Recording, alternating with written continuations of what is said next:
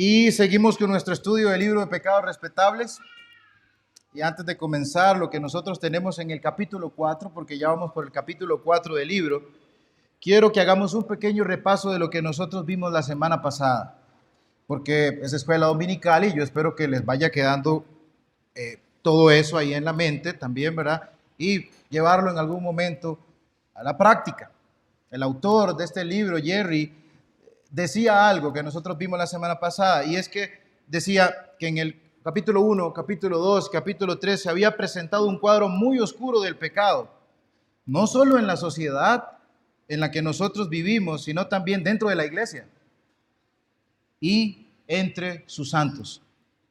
Y es cierto, el pecado está en todo lugar, es feo, es vil, es dañino, y con fervor nosotros de hecho estamos dispuestos siempre a señalarlo, siempre a acusarlo, y más cuando son pecados escandalosos de la sociedad, escandalosos de afuera, o cuando son pecados escandalosos de las demás personas. Y nosotros hicimos la pregunta, pero ¿qué tal de los míos? ¿Qué tal mis pecados? El hermano Spurgeon dijo una vez: nadie es más miserable que aquel que peca secretamente, pero trata de preservar su imagen delante de los hombres. Nadie es más miserable que un hombre que peca secretamente. ¿Qué tal de los míos? ¿Los estamos acusando? Como fervientemente nosotros acusamos los que vemos en los demás o los que vemos en la sociedad. ¿Qué tal mi pecado de murmuración? Me preocupa el chisme, la lujuria, la amargura, entre otros más que nosotros mencionamos. ¿Vemos realmente en esos pecados respetables o tolerables que nosotros hemos tolerado, vemos realmente la malignidad del pecado que está ahí? No sé si han visto que a veces ponen en los dibujitos el veneno burbujeando. Vemos esos pecados tan malignos como vemos el pecado de la sociedad, que es escandalosísimo, y lo vemos preocupante muchas veces, pero vemos preocupante la murmuración y el chisme. Porque son chiquititos, no. Como creyentes nosotros, y eso fue también una de las cosas que vimos, es que tenemos que considerar seriamente la gran maldad del pecado.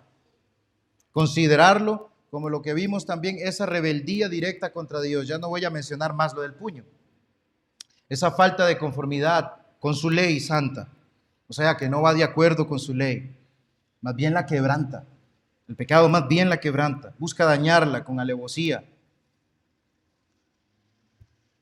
La maldad del pecado, mis hermanos, ¿en qué fue que dijimos que radicaba? ¿Por qué el pecado es tan malo? ¿Por qué el pecado es tan maligno? ¿Por qué el pecado es tan extremadamente malo? ¿Por qué el pecado es tan extremadamente pecaminoso? ¿Por qué? Nosotros dimos una respuesta sencilla de que nuestro Cristo puro, santo, precioso, hermoso, glorioso, obediente, tierno, amoroso, tuvo que ir a una cruz, a ser molido por causa del pecado. Pero miren lo que dice Thomas Brooks. Dice: costó la mejor sangre, la más noble sangre, la sangre vital, la sangre del corazón de Jesús. Costó que Cristo viniera del seno eterno de su Padre a una región de dolor y muerte. Costó que Dios se manifestara en la carne, el Creador hecho criatura, que el que estaba revestido de gloria fuera envuelto en harapos de carne, que el que llenó el cielo y la tierra con su gloria fuera cunado en un pesebre. Costó que el Dios de la ley se sometiera a la ley, que el Dios de la circuncisión se circuncidara, que el Dios que hizo los cielos trabajara en el oficio casero de José, que el que ata a los demonios con cadenas fuera tentado, que el que tiene el mundo y su plenitud tuviera hambre y tuviera sed, que el Dios de la fuerza se viera cansado, que el juez de toda carne se viera condenado, que el Dios de la vida condenado a la muerte. Costó que el que es uno con el Padre clamara desde la miseria: Dios mío, ¿por qué me has abandonado? Costó que el que tenía las llaves del infierno y de la muerte en el cinto yazca preso en el sepulcro de otro, sin tener vida, dónde poner su cabeza y después ni siquiera dónde poner su cuerpo. Tuvo que ser prestada incluso la tumba. Costó que aquella cabeza ante la cual los ángeles arrojan coronas sea ahora coronada de espinas. Costó que esos ojos puros fueran apagados por la oscuridad de la muerte. Costó que esos oídos que no oyen más que las aleluyas de los santos ángeles para venir a esta tierra a oír blasfemias de la multitud. Costó que ese rostro, que era más bello que los hijos de los hombres, fuera escupido por los miserables judíos bestiales. Costó que esa boca y esa lengua que hablaban como nunca habló un hombre jamás, fueran acusadas con blasfemias. Que esas manos preciosas que blandían libremente su cetro en el cielo fueran clavadas en una cruz. Que esos pies como de bronce fino fueran clavados también en una cruz por los pecados del hombre. Cada sentido dolorido con una lanza y unos clavos. Su olfato, costó que su olfato oliera lo fétido siendo crucificado en el Gólgota, el lugar de las calaveras. Costó que su gusto tuviera que probar vinagre y hiel, que su oído escuchara reproches, que su vista, al ver a su madre y sus discípulos lamentándose de él, su alma, dice, sin consuelo y abandonada, y todo esto por esos mismos pecados que Satanás pinta y pone colores finos. Pongámosle ahí pecados respetables, pecados tolerables, el cebo dorado de Satanás para que nosotros caigamos en ellos. Dice aquí el autor, ¿cómo debería la consideración de esto que acabamos de leer agitar el alma contra el pecado y trabajar el alma para huir de él y utilizar todos los medios santos por los que el pecado puede ser sometido y destruido? Brooks lo dijo más bonito, pero eso costó a nuestro Señor Jesucristo. ¿Cómo responde el creyente a esto? No lo va a considerar, que su olfato oliera lo fétido, dice él. No sé realmente cómo pudo haber olido el Gólgota. Que sus manos preciosas que blandían un cetro tuvieran que ser clavadas en una cruz. A mi Cristo, a mi Señor, a mi Salvador, a mi amado. Muchas veces nosotros decimos, Él es mi amado y yo soy de Él. Nos lo mataron. El creyente fue llamado, mis hermanos, y eso fue algo que nosotros vimos la semana pasada, vivir una vida conforme a esa ley santa de ese Dios santo que está escrita en sus corazones. Y recordamos lo que el doctor Sam Waldron dijo. ¿Quiere tener esa ley escrita en nuestros corazones? Si es que usted es salvo, si es que usted es un creyente del Señor, tiene esa ley escrita en su corazón. Dice, es tener la ley de Dios instalada en nosotros como el poder gobernante. Ya no reina el pecado, ya no gobierna el pecado. Es el poder gobernante de nuestras convicciones, afectos, palabras y acciones. Por tanto, es ser convencidos de la santidad y autoridad de esa ley. Hallar deleite en su justicia y bondad y ser controlados por su sabiduría e instrucción. Hermanos, nosotros somos dados a leer libros, muchos libros, la Biblia, ver documentales, para adquirir más y más y más y más conocimiento. Y lo ponemos en contraste, y yo lo pongo en contraste, de que somos más dados a buscar leer un libro que a buscar ser más santos. ¿Qué es más fácil? Podemos leernos un montón de libros. Es más, pongámoslo así, es más fácil leernos un montón de libros que orar una hora, media hora, 20 minutos. Es más fácil un libro. Porque nos da conocimiento. Buscamos, hermanos, ganar conocimiento que apartarnos más del pecado, apartarnos más del mundo, de todo aquello que en alguna medida nos lleve a nosotros a ofender a nuestro amado Salvador, para vivir para su gloria. Yo no digo, hermanos, que buscar conocimiento esté malo. Yo no digo que esté malo, pero es que tiene que venir acompañado con santidad para el Señor, con amor por Él, por lo tanto, amor por el prójimo. Debe venir ese estudio de la palabra con una sensibilidad que lo lleve a usted, una sensibilidad por el pecado y un repudio hacia el pecado, un odio hacia el pecado, que fue el que llevó a su Cristo a una cruz. Pero mientras nosotros estemos en esta carne, en este mundo, nosotros seguimos, como vimos, en una guerra. Es una guerra, hermanos, contra el pecado, encarnecida, violenta.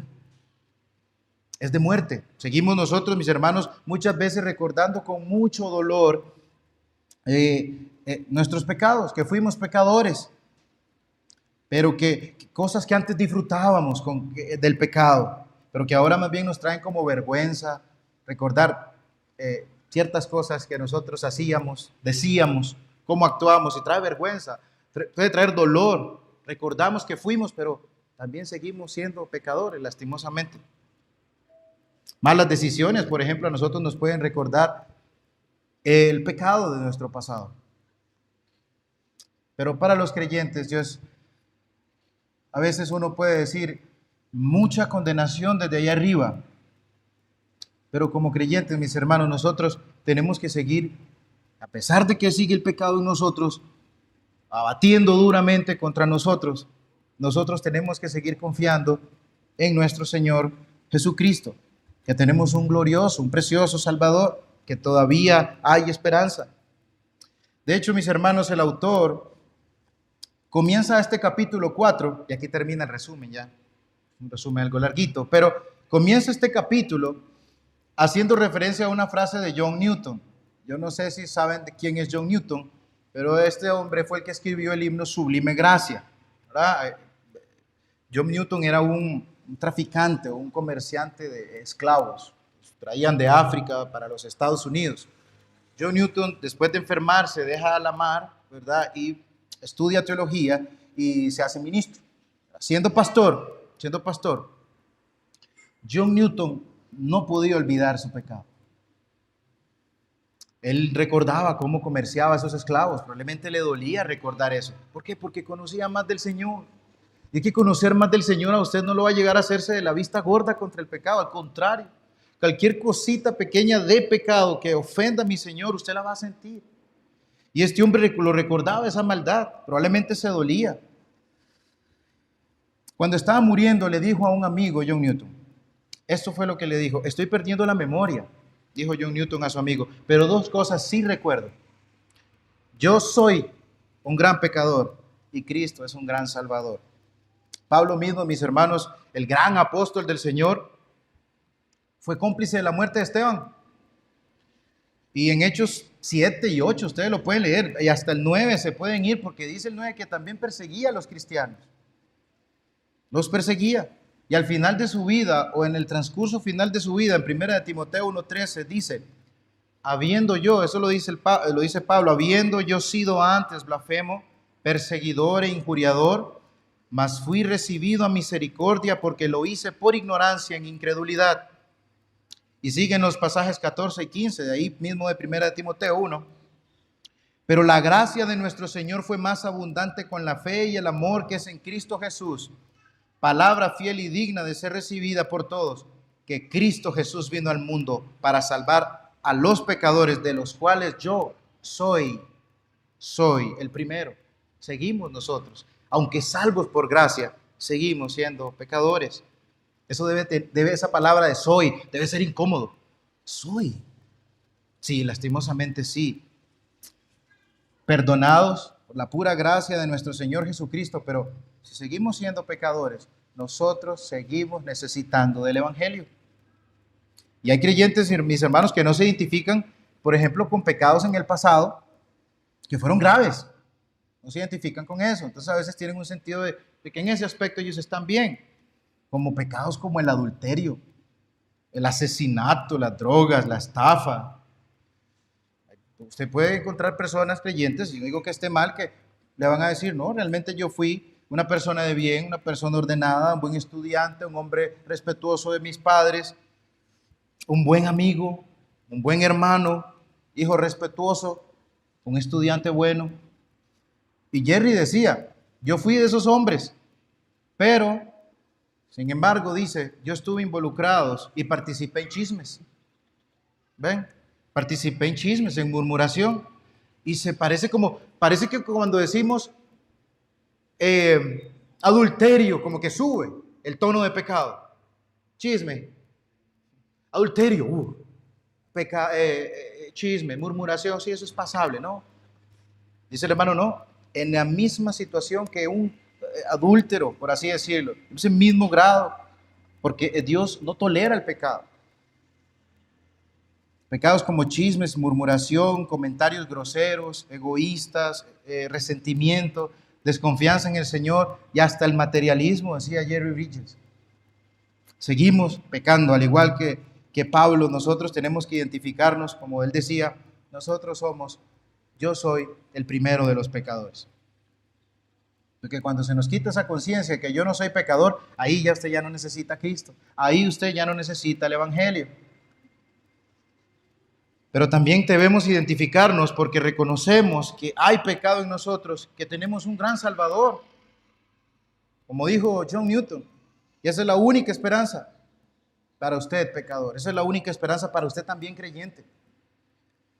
Curiosamente, ambos, Pablo y Newton, dijeron soy, como lo acabo de decir, en presente.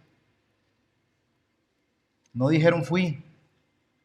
El conocer más de Dios, mis hermanos, a nosotros nos debe llevar a odiar más el pecado, a vernos más pecadores y por lo tanto apartarnos, procurarlo. Considerar la majestad, mis hermanos, de Dios, nuestro Señor, su ley preciosa, santa, que es válida para creyentes como también para incrédulos. Vean a Pedro en Lucas 5:8. Vamos a Lucas 5:8.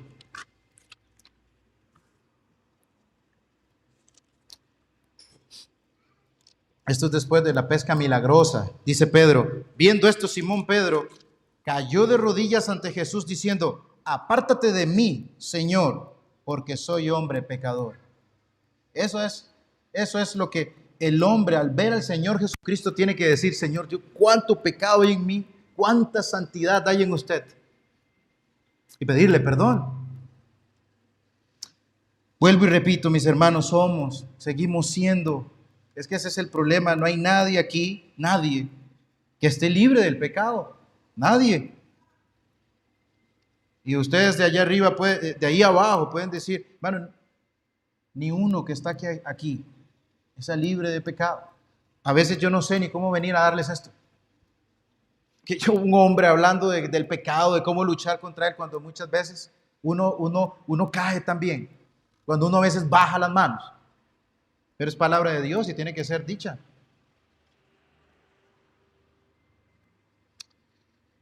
Hermanos, es el pecado. Es lo que nos hace a nosotros gemir, seguir esperando que el Señor Jesucristo venga a librarnos. Después de todo el pecado, como había dicho aquel hombre, ¿verdad? Felix culpa. Es el pecado, por así decirlo. Qué bueno que hay pecado. Porque por el pecado vino el precioso y bendito Señor Jesucristo, por el cual nosotros seguimos gimiendo, lo estamos esperando, que venga a librarnos, que venga a quitarnos esto. Él es nuestra esperanza. Y el hermano Mariano nos dejó bien claro eso el domingo, ¿verdad? Esperanza tiene el creyente. El incrédulo, mis hermanos, no gime. El incrédulo, cuando le hablan del pecado o cuando comete el pecado, no gime. A él le encanta. Y si le dicen del pecado, se enoja porque no quiere que se lo quiten. Si le remarcan su pecado, le da igual, o qué me importa, yo voy a seguir mi vida. El creyente sí siente eso. Hechos 17 del 30 al 31 dice lo siguiente.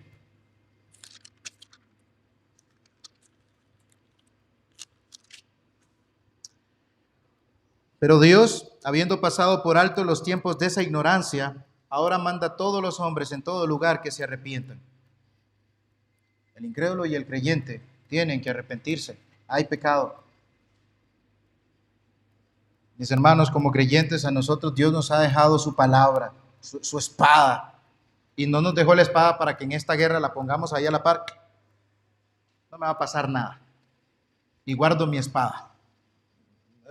Yo no he visto todavía un soldado temerario, deben haber, ¿verdad?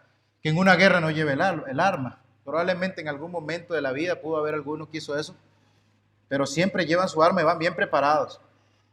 No se van desnudos a la guerra, sin nada. Dios nos ha dejado herramientas, su palabra, que es poderosa, su palabra, que es una espada. La Biblia no está ahí nada más en la casa solamente para leerla y adquirir conocimiento y ya. La Biblia tiene poder y debe producir algo en el lector, debe producir algo en el que oye. porque Dios ha equipado su palabra con poder. Isaías 50, 10 al 11 dice, porque como desciende de los cielos la lluvia y la nieve, y no vuelve allá, sino que riega la tierra y la hace germinar y producir, y da semilla al que siembra y pan al que come, así será mi palabra que sale de mi boca, no volverá vacía. Y asústese, y asústese con esto, sino que hará lo que yo quiero, y será prosperada en aquello para lo que la envié. Asústese con eso. La palabra del Señor usted la va a oír ahí. Y hay dos tipos de personas. Y la palabra de Dios va a ser lo que Dios quiere que haga. O juicio para unos, o salvación para otras. Así que asústese. Y no esté del lado del juicio. Y esté más bien del lado de esa palabra que va a producir en usted algo. Una de las actividades de su palabra es, mis hermanos, como creyentes, hacernos cada día más santos. Pero también es convencernos del pecado. Hacernos sensibles, como les dije al principio, conscientes de que el pecado está ahí y que está influyendo gravemente en mi vida, y como lo vimos, hacía metástasis, hasta afectando a los demás. El pecado está ahí incluso en medio de nuestra santidad, en medio de nuestro proceso de santificarnos. Él está ahí buscando boicotear el asunto. Dice nuestra confesión de fe en el capítulo 6 de la caída del hombre, párrafo 5, dice, la corrupción de la naturaleza permanece durante esta vida en los que son regenerados. Ahí permanece, lastimosamente permanece ahí. Y aunque aquella sea perdonada y mortificada por medio de Cristo, ella misma y sus primeros impulsos son verdadera y propiamente pecado. Pequeño ejemplo, muchas de nuestras motivaciones, mis hermanos, van marcadas de pecado. Así de sencillo. Hermanos, seguimos pecando, somos perdonados por la gracia de nuestro Señor Jesucristo. Por lo tanto, como dice ahí, debemos seguir mortificando. Usted no va a parar de mortificar el pecado. Tiene que matarlo, si no, Él lo va a matar a usted. No importa si manos o pies, parejas, amistades, placeres, ídolos, tengan que ser cercenados. Todo por seguir a nuestro Señor Jesucristo, a ese gran Salvador que nosotros tenemos. Tenemos que ser radicales con el pecado. El mismo que hizo el pacto de gracia con nosotros es el que nos puede librar de esa miseria. Miseria es el pecado. Es el mismo también, mis hermanos, que nos puede poner en ese estado de salvación solo y únicamente por medio de Jesucristo. Y ese es el remedio. Así como se llama el capítulo. El remedio para el pecado es el Señor Jesucristo. Es su evangelio. Sean pecados escandalosos o respetables o tolerables o chiquititos, del pasado, del presente, es el evangelio bendito del Señor Jesucristo, el único que puede sanar. ¿Por qué? Ahora hagamos esta pregunta. Yo espero que me dé tiempo de terminar esto. Hagamos esta pregunta. ¿Qué es el evangelio? Esa es una pregunta que muchas veces he visto en creyentes que patinan. Pero es una pregunta que el creyente debe saber responder. Sencillo. Es una buena noticia. Eso es evangelio. Una buena noticia. Pero déjenme ponerles un ejemplo, y para mí personalmente ese es mi ejemplo favorito de evangelio y de cómo se utilizaba la palabra evangelio, porque realmente la palabra evangelio no tiene nada que ver con nada que tenga que ver con iglesia. Es una palabra griega normal. En la batalla de Maratón, una ciudad que estaba a unos kilómetros de Atenas, el rey Darío Persa I venía a conquistar todas esas tierras. Y también quería conquistarse Atenas. Los griegos que estaban en esa batalla, ¿verdad?, contra los persas, habían dejado a Atenas con la zozobra. Si los griegos vienen, nos destruyen, nos toman, y la gente allá en Atenas estaba tal vez esperando que sus guerreros pudieran aguantar contra los persas. Si ellos veían que venían los persas, dice, sí, perdieron nuestros guerreros y ya nos van a conquistar, van a llevarse a nuestra gente esclavos, van a matar bueno, ya está así, lo que leemos en el Antiguo Testamento también. Pero si Grecia gana, ¿cómo se da cuenta Atenas de que ganaron? Bueno, Ahí es donde un soldado que se llama Filipides lleva una noticia de la victoria. Y llega y le dice a los griegos, dicen que Filipides corrió desde Maratón hasta Atenas, a la misma velocidad, sin descansar. Probablemente 42 kilómetros, que es como hoy se tiene la carrera de maratón, por ejemplo, que son 42 kilómetros lo que se corre. Filipides corrió a toda velocidad, porque le llevaba un mensaje que era muy importante. Le llevaba una buena noticia.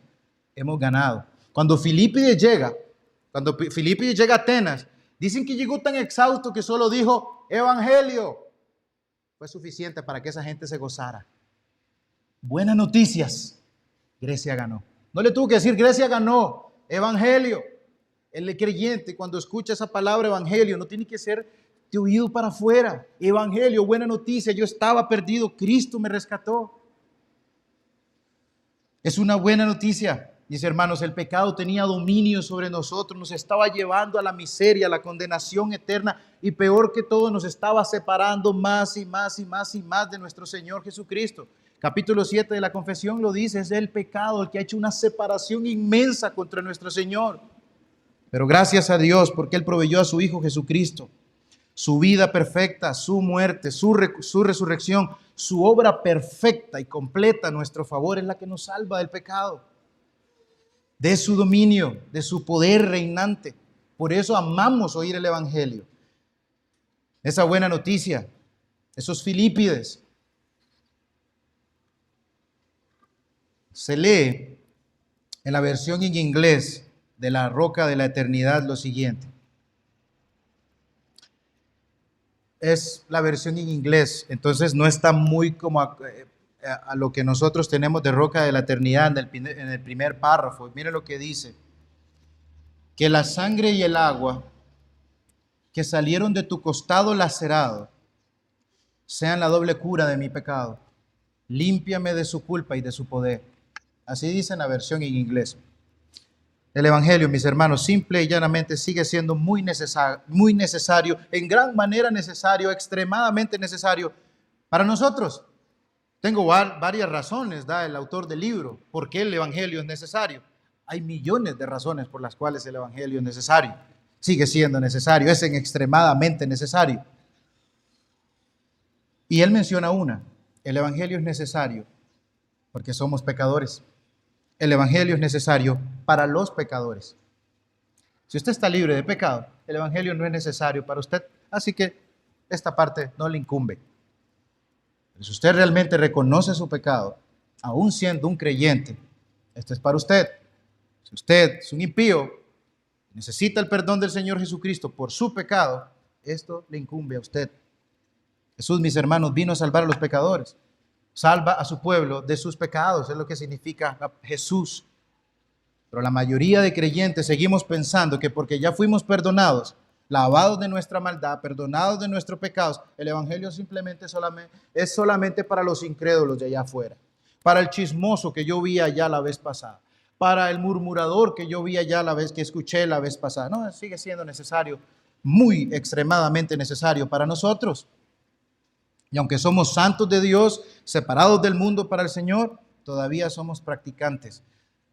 Voy a decirlo así: todavía hay pecado en nosotros. El creyente no practica el pecado, no se deleita en el pecado, lo detesta, lo odia. La palabra pecado debe traernos a nosotros un odio, como dice la gente, hasta que se me revolvió el estómago. Eso debería venir a traerse a nosotros el pecado. Mató a mi Cristo y esa es la primera imagen que debe estar ahí. Me lo molieron en una cruz. Todavía, mis hermanos, hay pecado. Es más, usted ve mandatos en el Nuevo Testamento. ¿Qué hace? Exhortan, se dirigen a los creyentes. 2 Timoteo 3, 16 al 17 dice: toda la escritura es inspirada por Dios y útil para enseñar, para redarguir, para corregir, para instruir en justicia, a fin de que el hombre de Dios sea perfecto, enteramente preparado para toda buena obra. El hombre de Dios, lo aprendimos en el seminario, el hombre de Dios es el pastor. ¿Para qué capacita el Señor a nuestro hermano Mariano? Para que el hermano venga a redarguirnos. ¿Saben por qué? Para que el hermano venga a instarnos, para que el hermano venga a corregirnos por medio de su palabra. ¿Saben por qué? Porque somos santos. Si no, se pararía aquí todos los días, todos los domingos el hermano, porque sigue habiendo pecado en nosotros. ¿Quiere comprobarlo? Después del capítulo 3 de segunda de Timoteo, en el 4, miren lo que dice, le dice Pablo a Timoteo, segunda de Timoteo 4:1. Te encarezco delante de Dios y del Señor Jesucristo, que juzgará a los vivos y a los muertos en su manifestación y en su reino, que prediques la palabra, que instes a tiempo y afuera de tiempo, redarguye, reprende, exhorta con paciencia y doctrina, predique la palabra al pueblo de Dios. Mis hermanos, sigue habiendo pecado. Por lo tanto, hay que predicar la palabra del Señor. Siguen habiendo falsas doctrinas. ¿Eso de qué viene? Del pecado. Por lo tanto, hay que seguir predicando la palabra del Señor.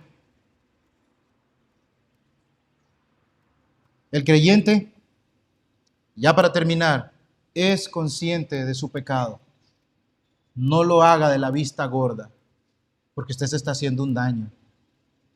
Como nosotros vimos, un pequeñito pecado, de hecho decía el mismo autor Brooks, dice, si usted es propenso a algo, Satanás no va a decir, pobrecito, es propenso a la glotonería. Satanás dice, es propenso, voy a comenzar a hacer que eso crezca. Es propenso a la lujuria. Satanás no va a decir, pobrecito, es propenso a la lujuria. Va a comenzar a aumentar más. Es lo que está esperando. Eso es lo que está esperando él. El creyente es consciente de su pecado, no lo esconde, no lo respeta, es sensible, lo detecta y va a buscar matarlo. Por eso, mis hermanos, vuelvo y repito, seguimos viniendo a la iglesia para oír su palabra y ser amonestados, para encontrar también consuelo, para encontrar consuelo en el Señor Jesucristo, para saber cómo combatir y darle gloria al Señor en ello. ¿Cómo está viniendo a oír usted la palabra del Señor aquí? Usted la viene a escuchar, pero realmente usted necesita adquirir ese conocimiento, esas armas para luchar contra el pecado. O simplemente viene y nada más. Mire, esos no saben nada. Yo creo que yo lo haría mejor desde el púlpito. O es un conocimiento que viene acompañado de guerra. Quiero ver qué me dicen para mañana, para hoy mismo, ponerle más guerra al pecado, para parármele más firme al pecado, para luchar por la santidad, para ganar humildad en el Señor. Salmos 119, 7 al 11 dice, la ley de Jehová es perfecta, que convierte el alma, el testimonio de Jehová es fiel, que hace sabio al sencillo. Los mandamientos de Jehová son rectos, que alegran el corazón. El precepto de Jehová es puro, que alumbra los ojos. El temor de Jehová es limpio, que permanece para siempre. Los juicios de Jehová son verdad, todos justos, dice, deseables son más que el oro y más que mucho oro afinado, y dulces más que la miel y que la que destila del panal. Tu siervo, dice, la ley del Señor, tu siervo es además amonestado con ellos. En guardarlos hay gran galardón. Hermanos, eso es hasta hoy. Continúo la segunda parte del capítulo 4 del libro la siguiente semana, si Dios lo permite.